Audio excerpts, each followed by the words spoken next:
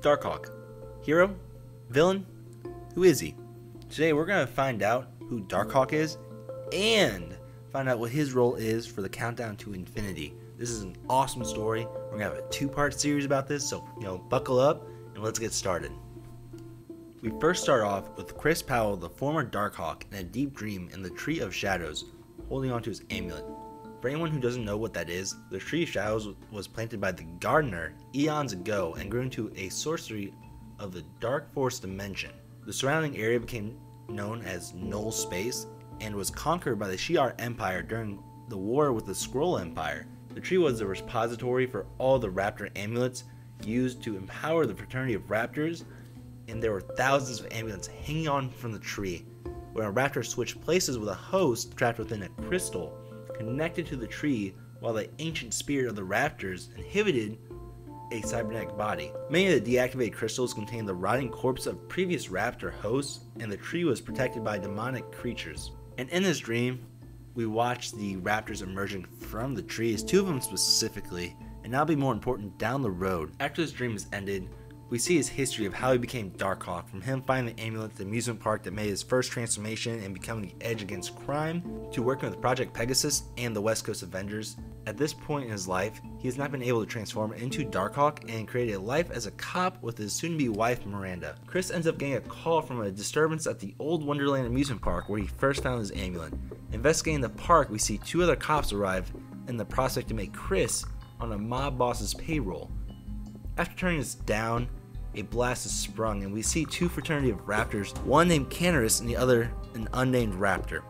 Being chased into the funhouse, Powell tries to ambush to gain advantage, but let's be honest guys, we all knew that this wasn't going to work. These guys are literal androids, come on. Canaris ends up snatching the amulet from Powell's chest. He ends up activating the once dormant amulet, and we end up seeing Darkhawk suit coming into rally once more, but this time it's different.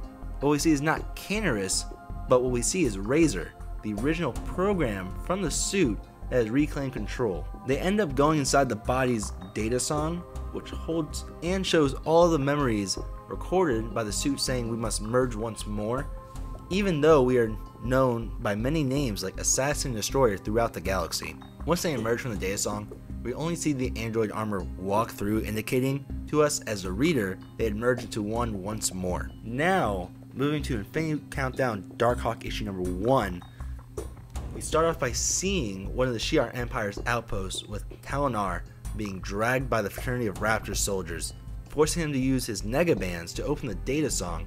Once this is opened, we actually see he had released the original Raptors, and they ended up picking off these so-called fake Raptors. The only person spared was Talonar, mainly because he was shown he can manifest shields, and the only power that was not ripped off, quote-unquote, by them from the Raptors, giving Talonar a chance to become a real Raptor. And here we realize his true name is actually Robbie Ryder, the brother of Richard Ryder, Nova, from the Nova Corps, and this is really crazy looking at this. But going back to Earth, we see with the resurgence of Darkhawk, it really gives Chris a chance to really shine as a cop and getting recruited for the team Code Blue.